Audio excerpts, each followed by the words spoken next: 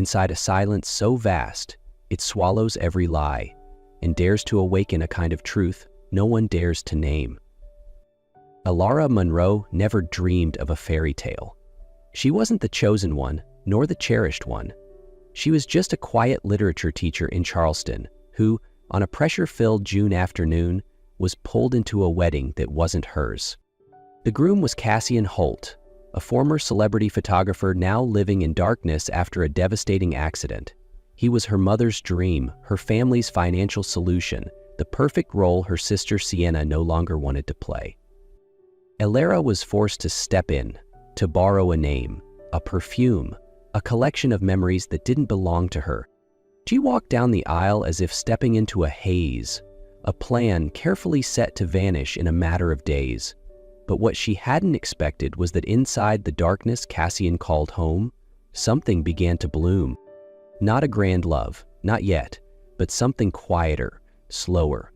Something that didn't need eyes to grow, only truth and time. Walk down the aisle, right now. Her mother's grip tightened around Ilara's wrist. Ice cold, but her voice was a blade. In the cramped dressing room, dim lights couldn't soften the tension. The wedding coordinator's frantic knocking pounded like a drumbeat against her ribcage. "Sienna isn't coming," her mother said, every word a verdict. "You don't get a choice." The wedding gown glittered like a diamond-studded snare on Ilara's frame. It was beautiful, suffocatingly so. No one had asked if she agreed.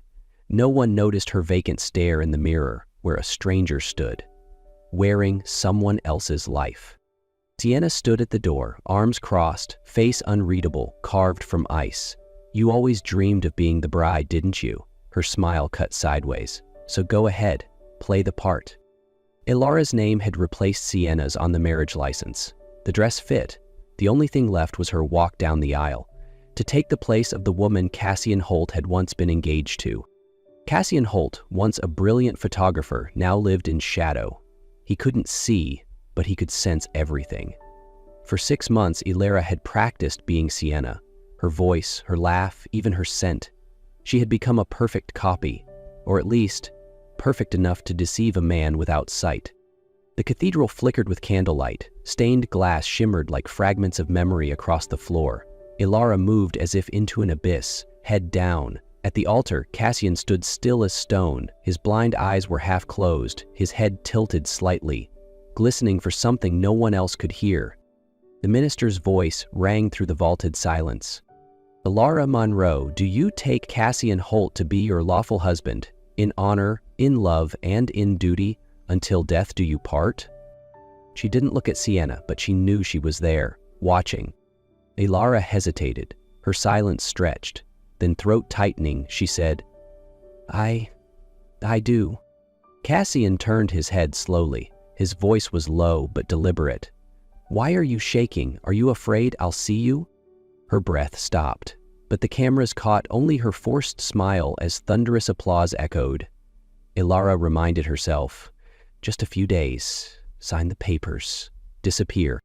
But under the golden lights and lies, her chest tightened. She had stepped into a role, but she wasn't sure anymore if she could walk back out. The Rolls-Royce Phantom glided down quiet streets, lamplight streaking across the windows like smudged ink. Ilara sat beside her legal husband, a man she had never truly met, but whose every breath she had memorized. Cassian Holt said nothing. He sat upright, hands interlaced, eyes half closed as if asleep. But Ilara knew better. He was listening. Not to the world outside, but to her. The rustle of fabric, the uneven rhythm of her breath, the soft click of her heels. He listened like a composer crafting a symphony from silence. When the car stopped before Holt Estate, a grand historic mansion on Charleston's northern edge, Ilara stepped out as if sleepwalking. The gate opened automatically. The stone path was smooth, calculated. The house didn't welcome her. It simply stood, flawless, lifeless, untouched. Inside, the lights were dim. The doors glided open without sound. The flowers were fresh but scentless. Along the walls hung black and white photographs, landscapes, buildings, memories frozen in monochrome. But not a single portrait. A butler bowed politely. Congratulations, Mrs. Holt." Cassie placed a gentle hand on her back, guiding her toward the dining room. No celebration, no toast, just silence stretching over a long table set for two in cold, white porcelain. They sat across from each other. Ilara rested her hands on her lap, steadying herself. Cassian broke the silence first. "Your voice, it's different." She flinched. "Different how?" "Softer, slower, a slight rasp at the end." Ilara gripped the fabric of her gown under the table. "Maybe I'm just tired. It's been a long day." He nodded, then inhaled as though the air itself held secrets. "And your perfume? It's not the usual?" She swallowed. "I forgot to wear it." He didn't respond, but the silence between them thickened like mist. Ilara forced herself to eat. The food tasted bitter. Cassian ate with methodical precision, as if every motion had been rehearsed. When she tried to rise from her seat, his voice stopped her. "Do you remember our first phone call?" She froze. "We talked about Paris, didn't we?" "I told you about Paris. You told me about your cello." Ilara's hands tightened on the chair. She had never said that. That was Sienna. Cassian tilted his head slightly. "You once said you wanted to open a bookstore by the lake."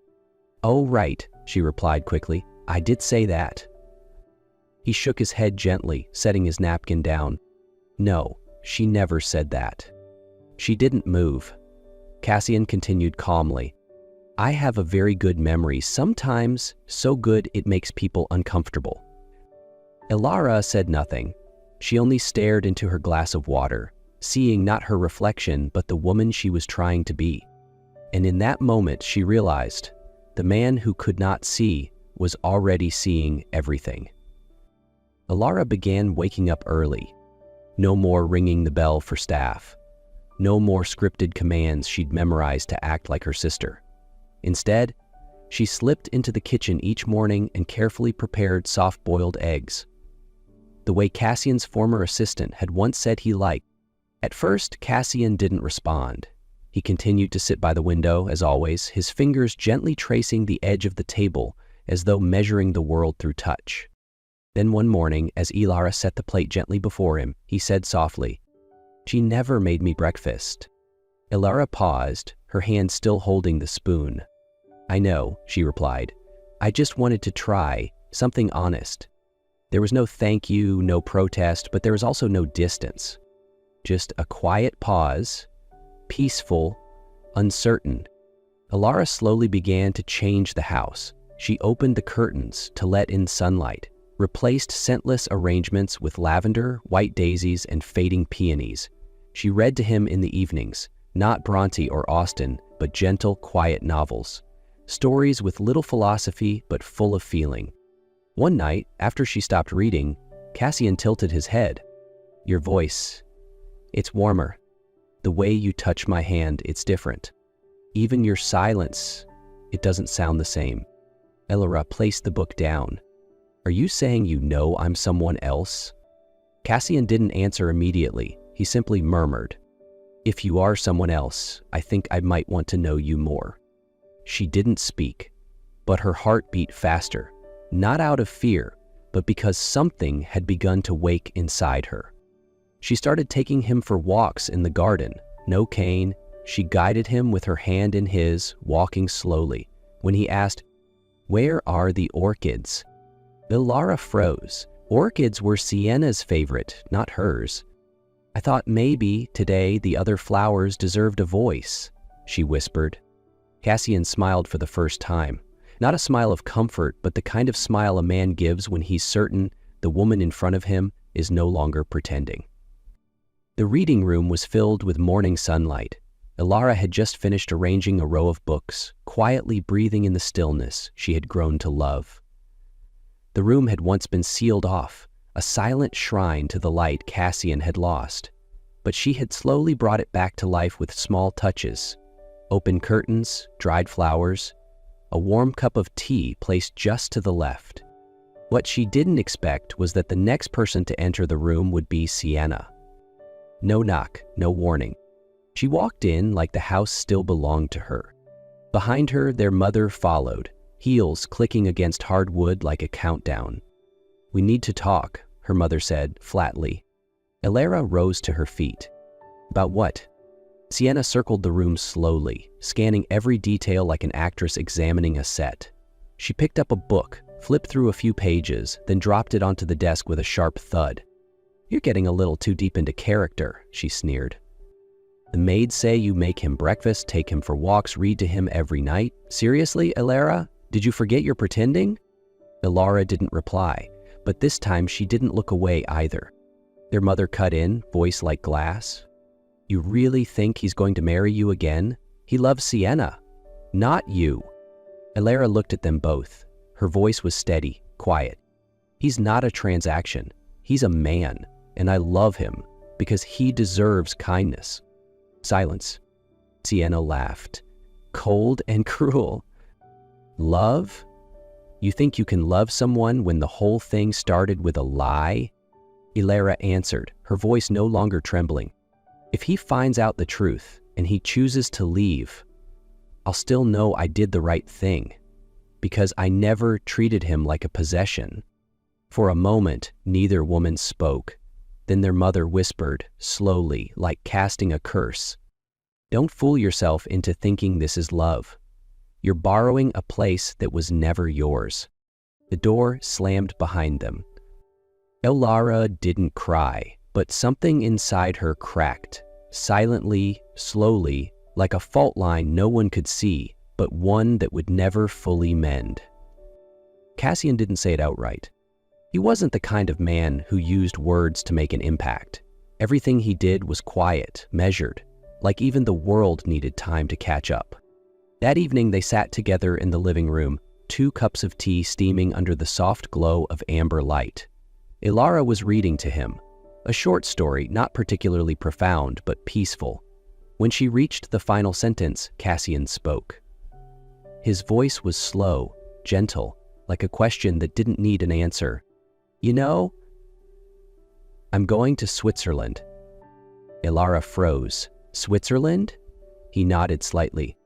"There's a doctor there. They're testing a new procedure. The chances aren't high, but there's still hope." The air seemed to thicken. Elara set the book down, her fingers curling into the fabric of her skirt. "You want to see it again?" Cassian didn't answer immediately. He turned his face toward the far corner of the room, where the light didn't reach. "What I fear," he said, "isn't that it won't work, but that it might. That I'll open my eyes and no longer recognize the world I once believed was beautiful." Elara wanted to say something kind or reassuring, something like, "I'll be there." But every word felt fragile. She said nothing, just nodded. "Once." Cassian leaned back into the chair. "I used to think the world was full of beauty. Faces, light, fragments of memory captured through a lens. Then I lost my sight. And what remained wasn't darkness. It was truth." Elara turned her face away, instinctively, as if avoiding his gaze, even though he couldn't see. What she feared wasn't the surgery. It was the light that might come with the truth.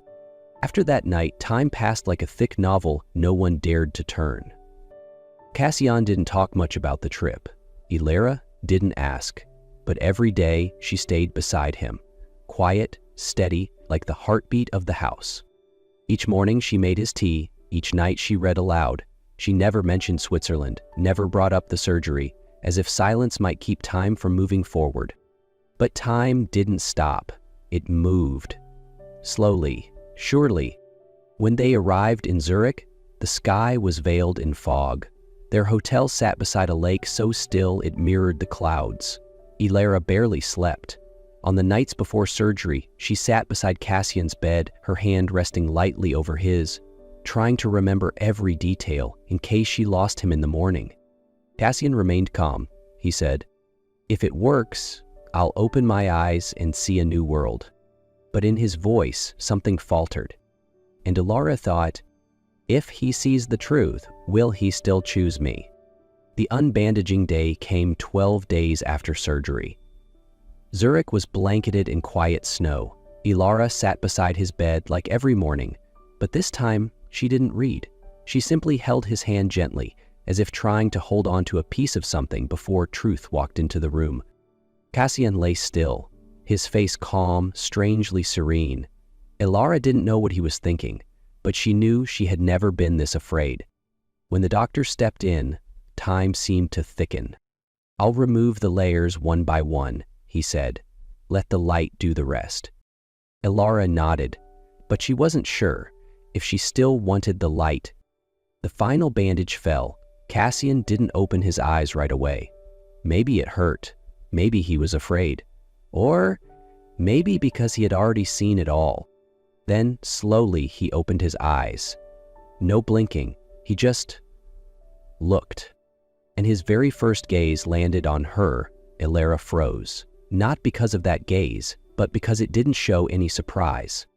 Cassian looked at her like he had been seeing her for a long time. "You're not Sienna." He didn't say it as a revelation. He said it the way someone names a star they've always known was there, just waiting for the right moment to be seen. Ilara gasped. "When did you know?" Cassian didn't answer right away. He gently touched her hand, his fingers tightening as if they carried meaning in every gesture. "Since you called me Cassian, not in the way she used to. Since you told me about the bookstore by the lake, something Sienna never dreamed of. Since you said I'm sorry like someone learning how to be forgiven for the first time." Ilara's tears streamed down. She lowered her head, covered her face with her hands. "Why didn't you say anything?" Cassian smiled softly, not bitter, not angry. "Because I didn't want the truth to make you run away. I wanted to see if I let you be yourself, would you choose to stay?" Ilara looked up.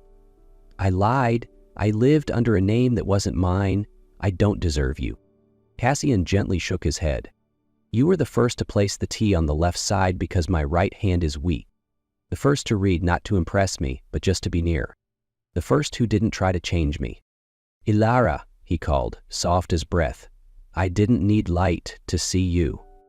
And for the first time, he opened his arms, not to forgive, but because he had finally found the real person behind a world of masks. After the day Cassian opened his eyes, nothing unfolded the way Ilara had imagined. There was no storm of emotions, no definitive ending, only silence, thick and unyielding, like a fog that clung to every corner of the house, to every breath between them. He didn't send her away, but he didn't call her by her name like he once had. He remained kind, gentle, and distant. A distance she could no longer cross. Ilara found herself returning to the same place she thought she had long escaped from, the substitute. But this time, there was no more disguise to hide behind. And that frightened her. Not the light itself, but the clarity that came with it. The fact that he now saw her and still kept that distance. They lived under the same roof like two people who might have lost each other in another life. Every gesture became cautious. Even the lightest brush of hands turned into something they silently avoided. Then came a gray, cold afternoon. Ilara sat alone on the back porch, beside a bed of fading white daisies. She didn't know why she had walked out, maybe because she could no longer bear the silence inside the house. A silence that now had weight, now had sound, now had meaning. Cassian stepped outside, not because she called him, not because he planned to, but because he too couldn't stay inside that silence anymore. And when he saw her, he stopped. They sat across from each other. No words. Then Ilara spoke, her voice raw and unfamiliar, as though her own throat had forgotten how to hold truth. She didn't apologize. She didn't beg. She simply let the words come, trembling but clear, that she hadn't come for him, that it started with a phone call, a promise, a role she once thought she could abandon quickly. But then she had stayed for the stories she read, stayed for the nights she placed a cool cloth on his forehead when he had fevers, stayed for the tea she brewed quietly every morning, stayed for every small touch she never dared to name. Cassian said nothing, but in his eyes something softened, something shifted, a recognition subtle but unmistakable. And then he said, in a voice lower than usual, "You were the first person who didn't try to lead me anywhere. You just sat beside me and listened." That sentence made Ilara close her eyes for a moment. She shook her head slowly. "I don't need your forgiveness," she whispered. "I just need you to see me for me." There was a pause, long, still, holding everything between them. Then Cassian stood, not quickly, not slowly, just with a quiet finality, as if something inside him had come to rest. He looked at her once more, then gently, with a steadiness that didn't force but invited, he extended his hand. "If you're still here tomorrow morning," he said, "then stay. Not out of duty, not because you feel sorry, but because I want to begin again, with you." 1 year later, in the misty hills of Oregon, a small center rests quietly beside a crystal-clear lake. On a rustic wooden sign carved by hand in soft curves are the words, "The Touch of Light." No one here calls Cassian Holt a millionaire. No one mentions his past as a once famous blind man. To everyone, he is simply Teacher Cassian, the gentle man who teaches blind children how to feel the world through sound, through touch, through the rhythm of their own hearts. Ilara is beside him, no longer the substitute, no longer wearing someone else's name. Here, everyone calls her by her real name, and only that. She teaches literature and guides visually impaired students on morning walks around the lake, helping them hear the water, smell the wildflowers, and realize that the world isn't only made for the eyes. Mornings here breathe like quiet music. The wind moves softly across the cabin roofs. Sunlight filters through leaves and dances across the lake. Children's laughter rings like little bells. Ilara stands on the porch, holding a book in one hand, watching Cassian under a tree, listening to a child describe the color of rain he has never seen. It's not a perfect life, but it's a true one. Sometimes, in the late afternoon, Ilara still sits alone on the steps, remembering the path that brought her here. The lipstick, the disguises, the lies she once wore like a shield. But now there is nothing left to pretend. Cassian steps outside, holding 2 cups of warm tea. He sits beside her, no questions, no need for words. The warmth of his hand touches hers, not too tightly, not too softly, just enough to say, "This time, we chose each other, and this time, it's in the light."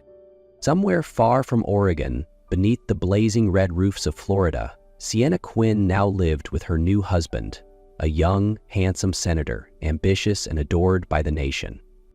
On social media, they were the image of modern love, powerful, polished, picture-perfect. Except, 4 months ago, a car accident had taken his sight. Forever. Since then, each morning, Sienna woke early to brew tea, pick out his shirts, guide his hands through color palettes he could no longer see. She learned how to describe a sunrise, learned how to read emotion not by glances, but by sound. The man, gentle, trusting, called her the light of his life, again and again, with absolute belief. And every time Sienna smiled, a smile that barely curved her lips, never reached her eyes. One morning, as she sat at her vanity, applying a shade of red lipstick, a habit now no one saw, her Bluetooth speaker crackled to life with the morning news. Entrepreneur Cassian Holt has received the International Humanitarian Award for his work with the blind community, alongside his wife, Ilara Quinn, co-founder of the Touch of Light Center in Oregon. Her hand paused, the lipstick froze in midair, her fingers trembled, slightly, and then she laughed.